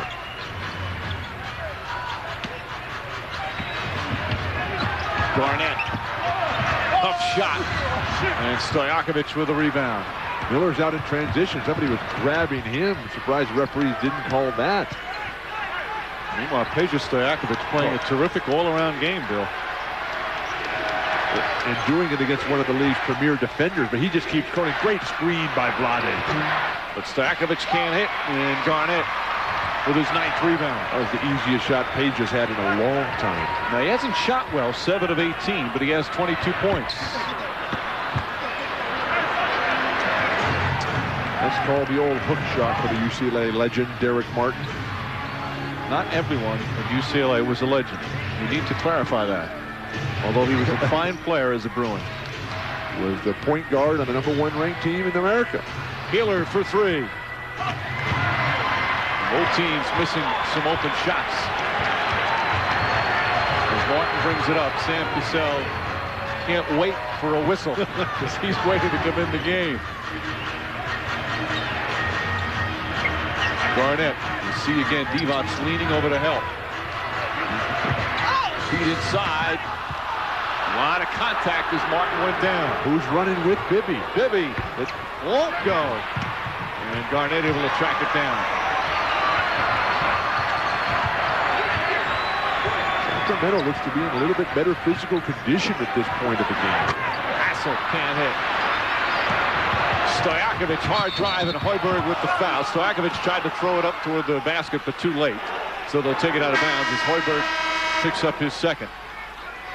And Sam Cassell comes back in tomorrow night on TNT. Game 3, Pistons and Nets from New Jersey. Detroit won the first 2 at home.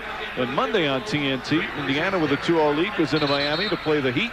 That's an 8 Eastern start. And then game 3 of this series from Arco Arena in Sacramento. But will it be 1-1 or will Sacramento be up 2-0? We'll find out in the next 9 minutes and 32 seconds. 4th quarter here at the Target Center in Minneapolis. The Timberwolves down 0-1 in the series, up 1 in the game. ESPN's presentation of the NBA playoffs, brought to you by The Day After Tomorrow. When it's all on the line, play like there's no tomorrow. And new Gillette Complete Skincare. It's time to face skincare like a man. This update brought to you by Taco Bell. Game 1 of our doubleheader. Game 2 between the Heat and Pacers. And the Heat came out with energy, but they had nothing for the Pacers. Well, they had it. They just couldn't sustain it. Indiana just a little too big, a little too athletic. And a little too strong as they take game 2 in a 2-0 lead. You have 2 choices after the game, NBA Fast Break or Sports Center. Fast break, dog.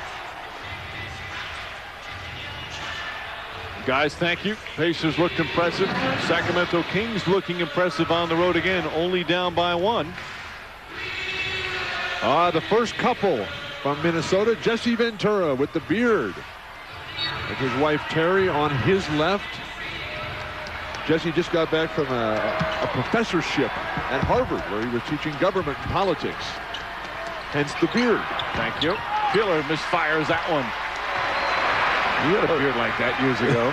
Well, every college professor has to have a beard. Come on. Cassell, tough shot. Garnett getting a rare breather right now. And Sacramento climb back from 14 down to pull within 1. They've had a number of opportunities to take the lead.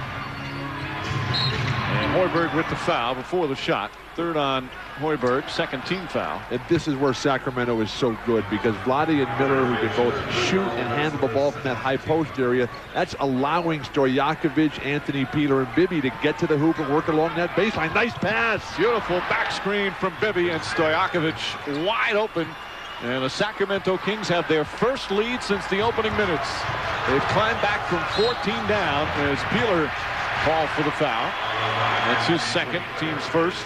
Most importantly, they put the sense of doubt and fear in the minds, hearts, and souls of the Timberwolves and their fans. Great back screen by Bibby, and Stojakovic just never stops moving. 24 points for Peja Stojakovic. Second leading scorer in the NBA this year in the regular season after Tracy McGrady. Olowokandi. And Miller tips it away. Right now, Minnesota has Olowokandi, Gary Trent, and Hoiberg out there on the floor. You have to come back with Kevin Garnett right away. Bibby puts it in. And this is the largest lead of the game for Sacramento.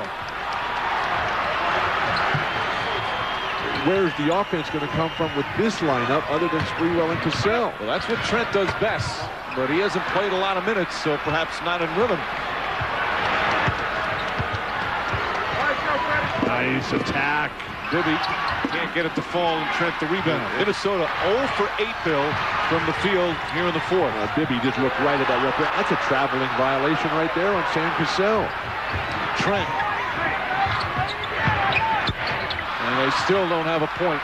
We played over 4 minutes here in this fourth quarter. And Minnesota 0 for 9 and without a single point. And if you're Sacramento, don't let the clock stop. That will allow Kevin Garnett to re-enter the game. Bibby puts it in. They need a timeout badly just to get KG into the lineup. 8 straight points by the Sacramento Kings. And Minnesota still scoreless here in the fourth quarter. And what was a 14-point deficit is now a 5-point Sacramento lead.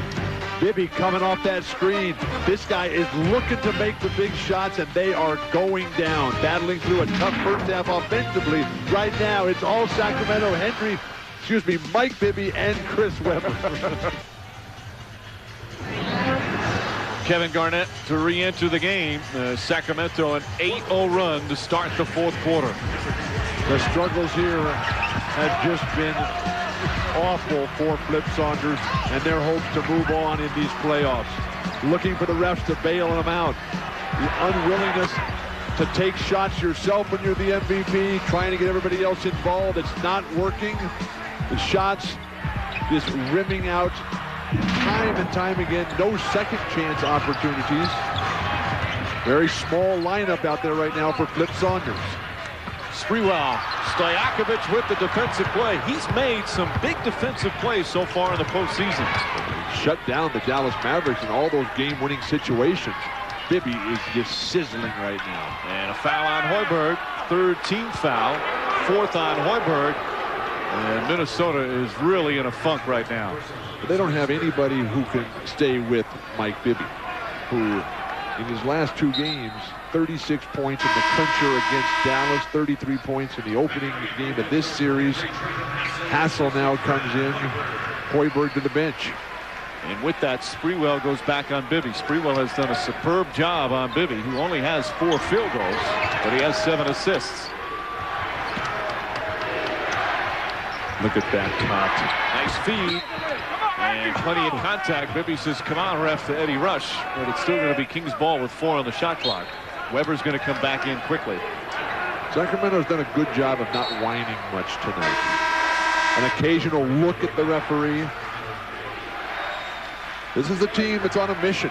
People have been ignoring them all year long as the focus on the Lakers, now shifting to the Spurs and Pistons.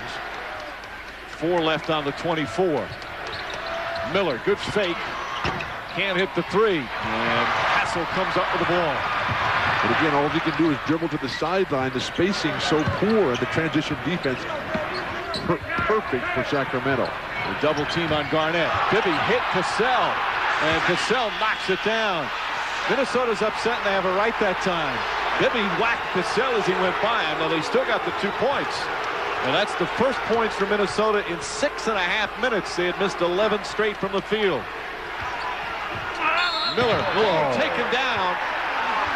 I don't see a flagrant call.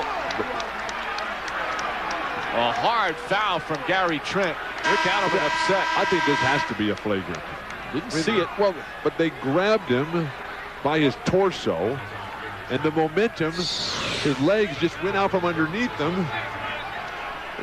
That's not a basketball play. That's a tackle. Yeah, see, I think that defines unnecessary contact, which is a flagrant.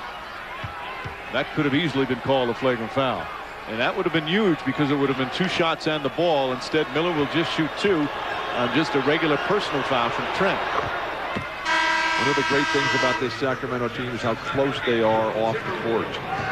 Brad Miller lives right next door to Peja Stojakovic. Doug Christie lives right around the corner from the 2 of them.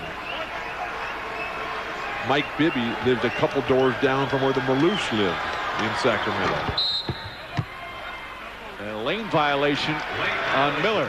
The free throw shooter has to wait until the ball hits the rim before he crosses the free throw line. Everybody along the lane can go in on the release of the ball from the free throw shooter. But the shooter has to wait until it hit the rim, and it looked like he rushed in. Zone defense. Weber just standing back doing nothing. They can't attack with Irvin Johnson, though. Hassel tries to attack, but comes away empty. Stojakovic running the floor. Stojakovic in transition. And Cassell hopping mad. He's got to be careful. He has a technical already, and Stojakovic will shoot 2. He knows he has that one with no room for error. Drawing the timeout here. Cassell will work the referee, Sean Corbin. Sean Corbin listening. It's not going to help Cassell's case as he picks up his 4th foul. A couple of moments ago, it was a grab of the jersey by Mike Bibby, uncalled. Sam Cassell didn't like it. And Minnesota struggling right now. Down 4 just past the midway point of the 4th quarter.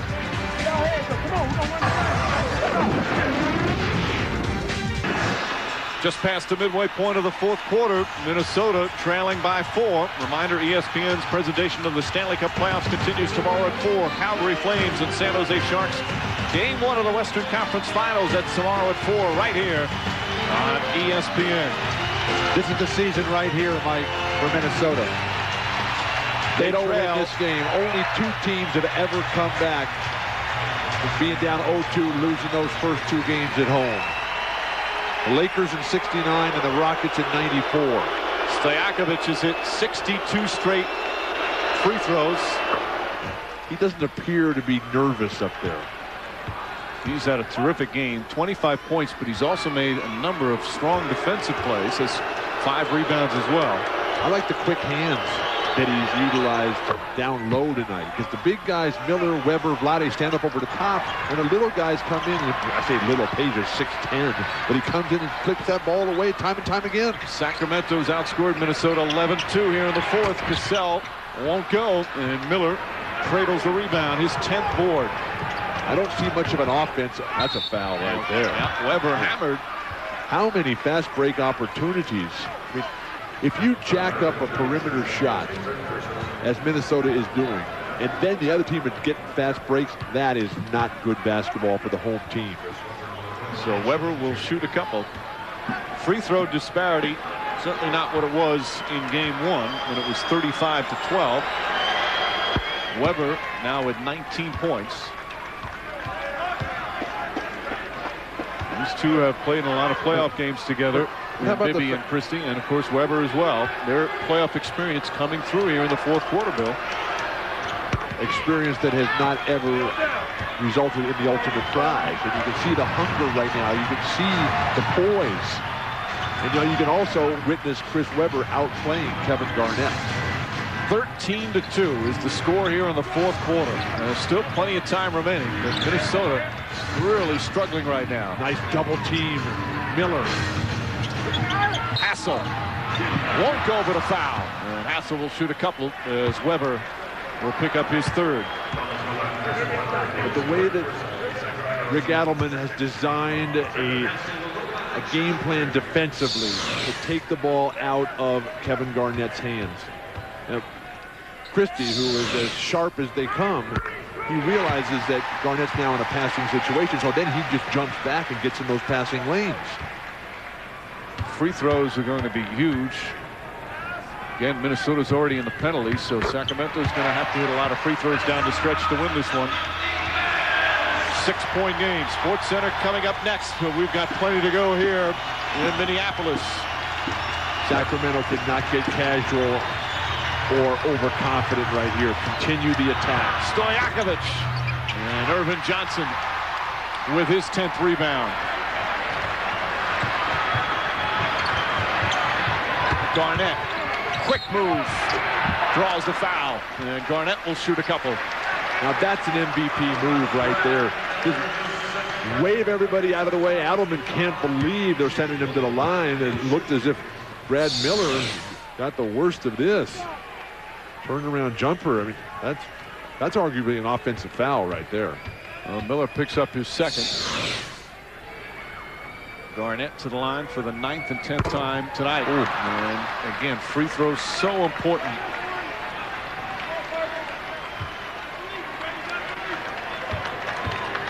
I think confidence is the biggest problem right now for Minnesota. Garnett during the regular season, 79% from the line. And this is what the MVP has to do, is breathe life and hope into everybody else out there who may not believe themselves. A key for Sacramento, they only have 7 turnovers, only 1 in the second half. 1 turnover the entire second half on the road. Mike Bibby certainly believes. Christie hits the 3. Doug Christie from downtown.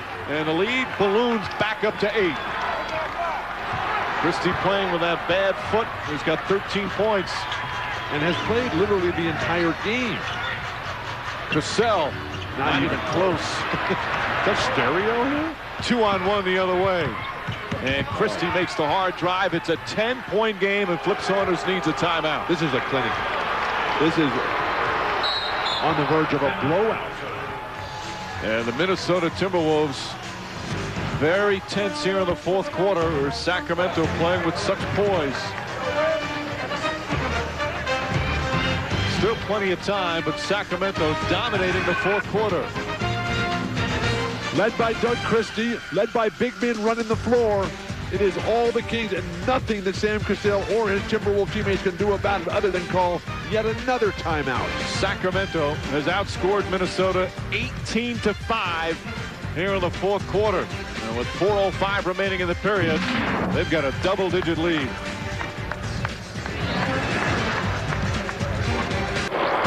Welcome back to the 2004 NBA playoffs on ESPN.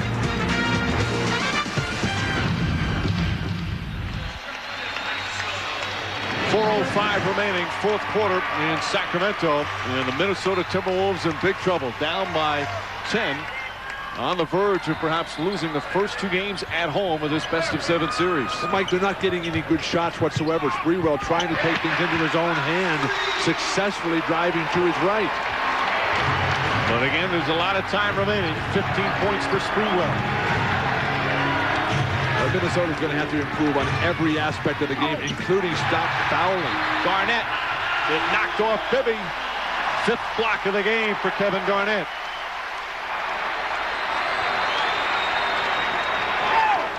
How about coming right back to Sprewell? They ignored him when he was hot in the first half, and it cost them dearly. They're coming with this weave rotation here. Garnett, again, a quick move. Comes up short. And Stojakovic the rebound. Weber played him well. The skilled big men. Weber, Miller, Vlade, Stojakovic, all with hands, all with a mind. How are you going to beat these guys? Nice passing. Irvin Johnson controls it. A good transition defense from Sacramento. Well, there's a foul. Miller with the foul. And they're going to say it's in the act of shooting. It's only the 14th foul, but Garnett will still shoot 2. Miller picks up his 3rd. Obviously, the Timberwolves, realizing the sense of desperation that they're in, have come out of the timeout that Flip Saunders called and have attacked immediately, not wasting any time whatsoever.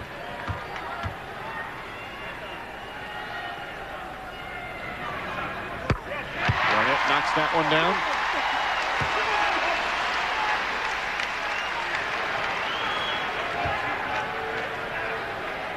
Kevin Garnett was upset with himself after the Game 1 6 of 21 performance. He's played well, 25 points, 10 boards, and 6 blocks.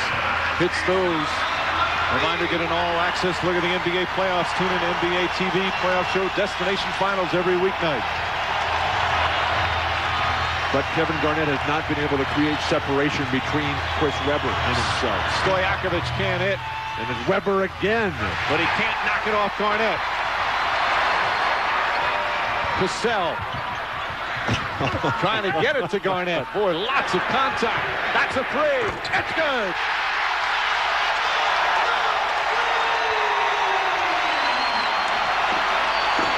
Seven straight points, and they're within three. Garnett leaning all over Webber. If you're Sacramento, stay with your game. Passing, moving without the ball. Sprewell again, his defense on Bibby. Bibby just 4 of 16. Cassell. 1-point game.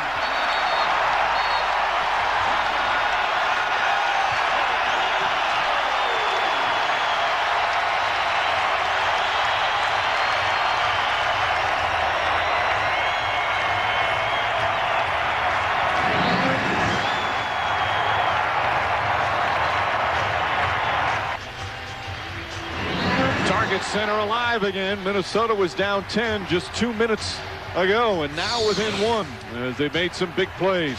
Reacting to the adversity, coming out of the timeout has been Sam Cassell and Latrell Sprewell. Playing pinball wizard there. Mark Madsen leading the cheers from the bench. And then Sam Cassell comes right back, and down that lane, the touch that was so elusive in the opening moments of the fourth now comes down to a point guard head-to-head matchup. Cassell, 7 of his 16 here in the fourth. Bibby has been guarded by Sprewell a good part of the night, and Sprewell has been terrific on him. Webber picks up his dribble. Christie, tough shot, won't go. Minnesota with a chance to regain the lead. And Garnett tried to save it. Bodies falling all over, including the referee, Sean Corbin. Kevin reached out to try to grab himself and break his fall from Sean Corbin. I didn't see a call on whose ball it was. That's got to either be a foul or Sacramento ball. Either a foul on Miller or it should be Sacramento ball. You're right, Bill. Sean Corbin will get knocked down checking with Mike Callahan. We're not going to have another referee get hurt, are we? Well, ironically, Sean Corbin was the official we had last Sunday in New Orleans when Joe Crawford went down. Corbin and Blaine Reichelt had to officiate most of the game by themselves. The NBA Referees Association has been trying to get an alternate ref on the side for all playoff games. They called the foul on Miller, so Garnett will go to the free throw line. 4 fouls on Miller. Momentum has shifted here. Miller, as you can see, does not agree with the call. And again, sometimes all the sweat, all the hard work comes down to whether or not you hit your free throws.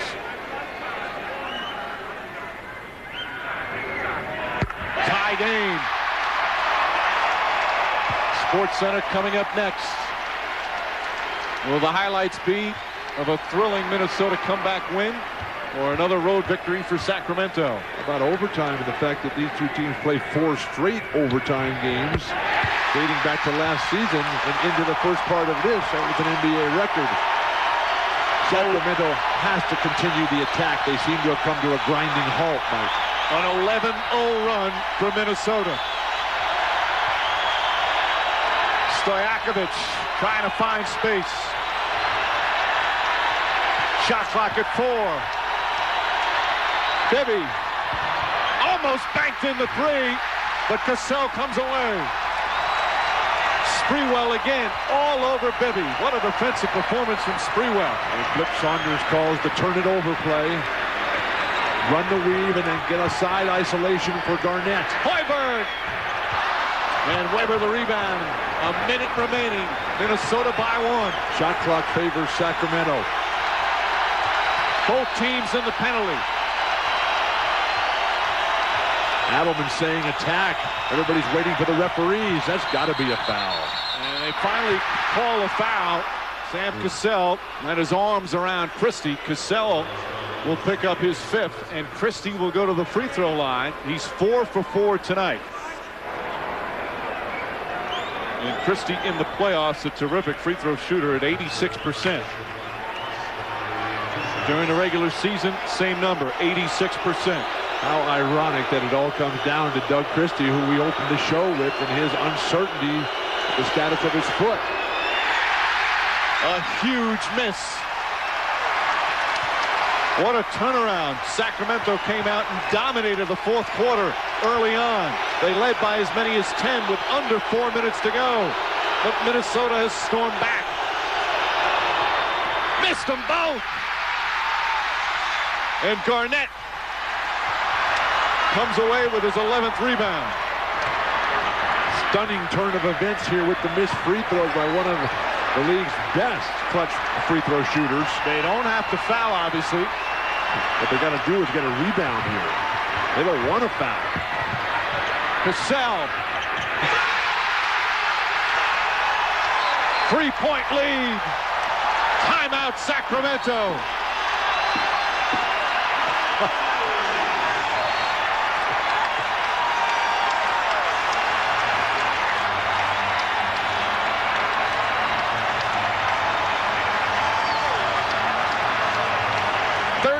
Straight points for the Minnesota Timberwolves.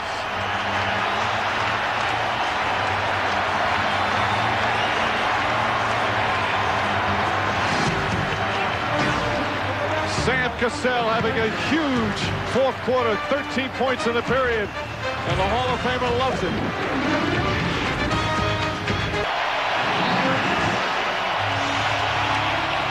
The Target Center alive, 24.6 remaining. Minnesota on a 13-0 run. The isolation play, forcing Flip Saunders saying, come set a screen here. Wishing he could play himself. The execution, that's a tough shot. Sam Cassell, 9 of his 18 points here in the fourth. Again, not afraid to take the big shot. If you're Sacramento, attack the hoop right away. Don't go for three here. Just get your layup. If you're Minnesota, Bill, do you foul? Do you not let them take a three-pointer? No. You want that clock to keep running. Weber goes for the quick two, and he draws the foul. And Weber will shoot two with 17.6 remaining. And that's a good foul. Chris Weber, not a great free throw shooter by any stretch of the imagination. He has struggled in the playoffs, just 58%, but he's 6 of 7 tonight. Weber's had a strong game. He's played a skilled game. He's played a mental game. He's played an emotional game. No longer has the physical edge over any of his major rivals. Weber has never been a terrific free throw shooter. Whoa, that's 3 straight free throws they've missed. They need to learn how to get the ball into Peja Stojakovic's hands in this situation. Sprewell urging the crowd on to make ever more noise. They've missed 4 free throws in the fourth quarter. They're 5 of 9. You got to foul right away now, Sacramento. Go for a quick steal. Keep it out of Sam Cassell's hands. But Cassell able to get it, and Cassell will go to line to shoot 2 with 15.8 remaining, and Minnesota leading by 2. Cassell has missed free throws tonight. He's 1 of 4, but he is normally clutch at crunch time. They've got to get Irvin Johnson out of the game. They bring in Trenton Hassel to defend the three-point shot. Now Cassell, as they're fixing the clock, reads 15.8 right now. Cassell is 86% from the line for his career. This season, he hit 71 consecutive free throws. You see the terrific playoff number, but that's before he shot 1 of 4 tonight. Plus, it's always a little different when there's now 17.1 remaining and you're clinging to a 2-point lead. I think this is when Sam is at his best, actually. I think he's a little too careless and casual early on in some situations.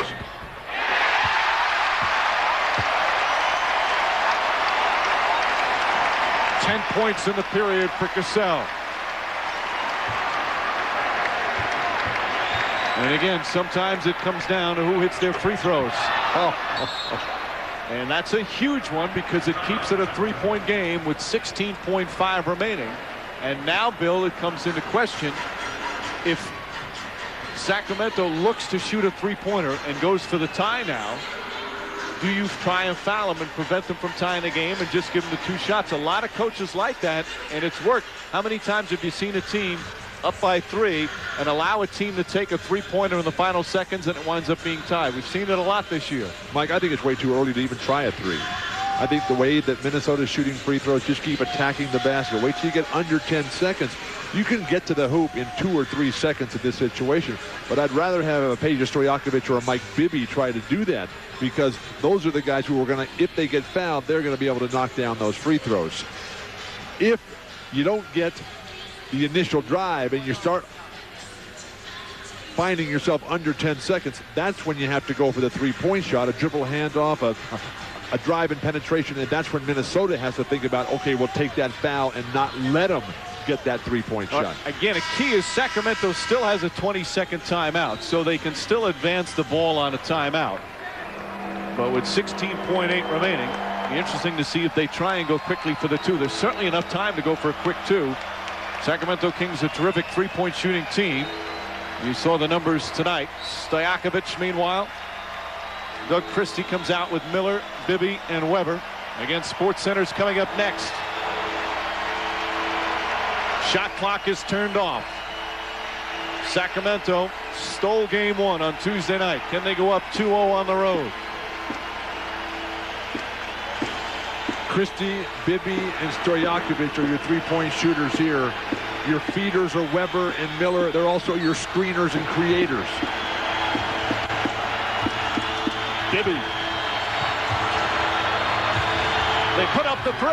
Won't go. Sprewell the rebound, and he's immediately fouled with 9.1 remaining.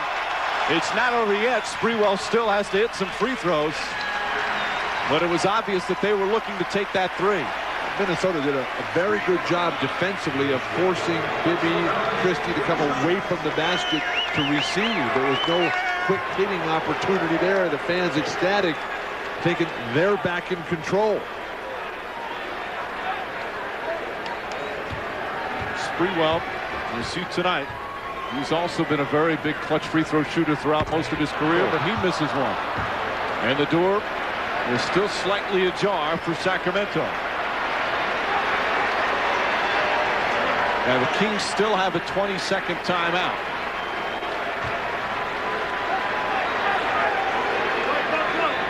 A 3-point lead.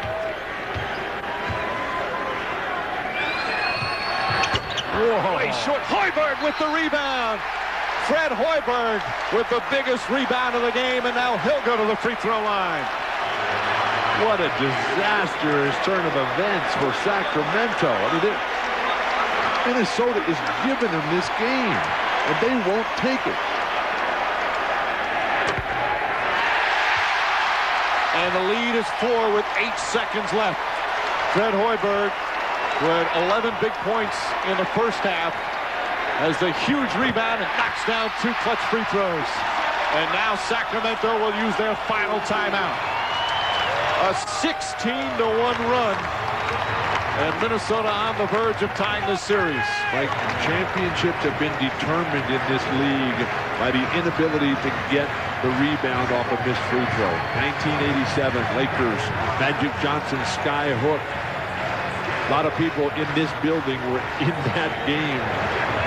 Again, on a free throw, the players along the lane, as soon as the free throw shooter releases the ball, they're allowed to go in. The shooter has to wait till it hits the rim. Sprewell didn't even think he was making this shot. I mean, he was jumping up and down on the release. The fans shouting, Freddie, Freddie, Freddie. Again, the Kings out of timeout.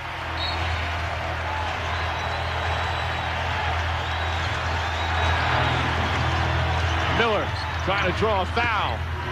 Sprewell a rebound. And that'll do it. The Minnesota Timberwolves, with an incredible fourth quarter comeback, have tied the series at 1 apiece.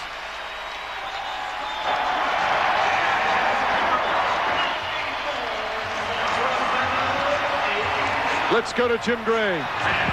All right, Mike, thank you very much. Pandemonium down here. Sam Cassell, big game for you. 19 points, 10 in the fourth quarter, 16-1 run there at the end. When you were down 10 with 4 minutes, did you think this game was over? Not at all. Our captain, the MVP of the team, the league, told everybody, look, go through him for the last 3 minutes and let's see what happens. Was this your entire season on the line in these last 4 minutes? Yes, it was. Yes, it was. I know Sacramento, it's tough to beat at home, but we got to go down there 1-1 instead of down 2-0. Will this be, you think, a knife in the back of Sacramento, or can they get over this? Well, if we win it, it'll be a knife in their back. So we got game 3 coming up Monday. We're looking forward to it. Sam, great game. Thank you for your time. Back to you, Mike. Minnesota down 10 with under 4 minutes to play. Finished the game on a 16-1 run. And they'll head to Sacramento for game 3 on Monday night. Tied at 1 apiece. Don't forget Spurs-Lakers tomorrow at 3 o'clock on ABC. Coming up next, it's Sports Center. So for Bill Walton, Jim Gray, and our entire crew, this is Mike Breen saying so long from Minneapolis.